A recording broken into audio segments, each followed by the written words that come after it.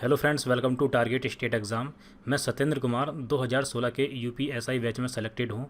Training हमारी complete हो चुकी है। तो दोस्तों, आज हम इस वीडियो में यूपीएसआई 2020 के एग्ज़ाम पैटर्न पर बात करेंगे।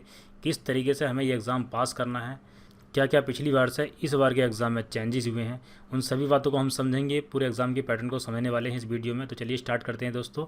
तो दोस्तों, ये तो आपको पता ही है कि ये पिछली बार से एग्ज़ाम ऑनलाइन होने लगा है और ऑब्जेक्टिव टाइप तो होता ही है। इसके बाद जो हमें एग्ज़ाम के लिए टाइम दिया होता है वो होता है 2 घंटे, मतलब 120 मिनट। 120 मिनट में 160 क्वेश्चन हमें करने होते हैं। ठीक है, 120 मिनट में 160 क्वेश्चन को कैसे कवर करना है ये हमको देखना है। 4 सब्जेक्ट होते हैं और चारों सब्जेक्ट में 40-40 क्वेश्चन होते हैं। इस प्रकार से ये हो जाता है 160 क्वेश्चन का पूरा पेपर।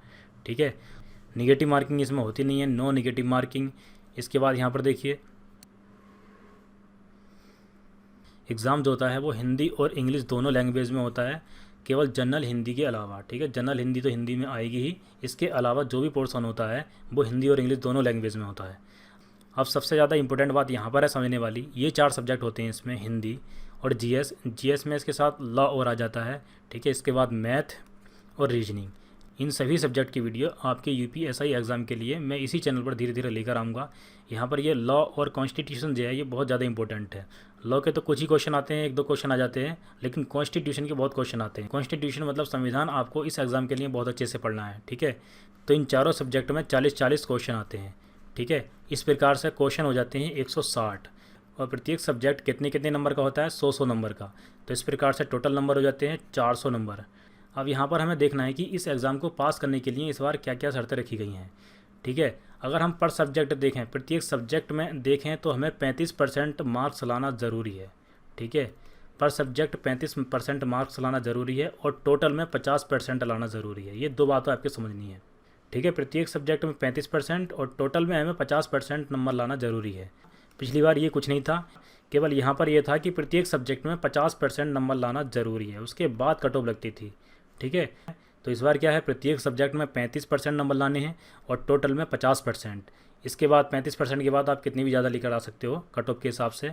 कंपटीशन ज़्यादा हो गया है आजकल, तो ज़्यादा से ज़्यादा नंबर लाने की कोशिश करनी है। यहाँ पर देखिए, टोटल 160 क्वेश्चन होते हैं और ये 400 नंबर के होते हैं। तो एक क्वेश्चन कितने नंबर का हो गया, 2.5 नंबर का। ठीक है, अगर हम पर सब्जेक्ट की बात करें, क्वेश्चन की बात करें, देखिए 40 क्वेश्चन होते हैं। 40 का 35% कितना हो गया, 14।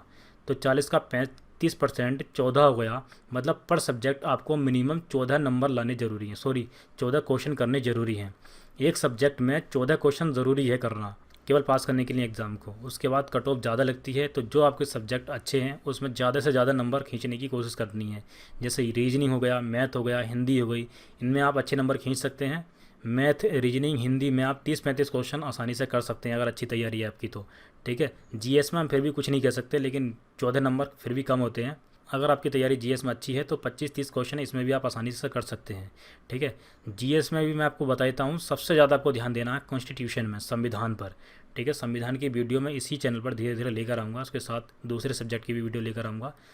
तो दोस्तों, ये था यूपीएसआई 2020 के एग्ज़ाम का पैटर्न। सबसे ज़्यादा इंपॉर्टेंट बात समझने वाली इसमें यही है कि प्रत्येक सब्जेक्ट में 35% नंबर लाने ज़रूरी हैं और टोटल में 50% नंबर लाने ज़रूरी हैं। ठीक है, टोटल नंबर कितने हैं, 400। 400 में से 200 नंबर लाने हमें बहुत ज़रूरी है। ठीक है, 200 नंबर से कम अगर आते हैं तो फेल हो जाएंगे, और प्रत्येक सब्जेक्ट में 35 नंबर से कम आते हैं, मतलब 35% से कम आते हैं, तो हम फेल हो जाएंगे। उसके बाद हम ज़्यादा से ज़्यादा कितने भी ला सकते हैं, क्योंकि कट ऑफ ज़्यादा लगती है कंपटीशन के हिसाब से, कंपटीशन बढ़ रहा है, तो हमें ज़्यादा से ज़्यादा नंबर लाने की कोशिश करनी है, जो सब्जेक्ट हमारे अच्छे हैं। तो चलिए दोस्तों, आज की वीडियो में बस इतना ही। अगर आपको अभी भी कोई डाउट है तो आप नीचे कमेंट में पूछ सकते हैं, उसका आंसर आपको ज़रूर मिलेगा। ठीक है दोस्तों, मिलते हैं नेक्स्ट वीडियो में। Thank you so much.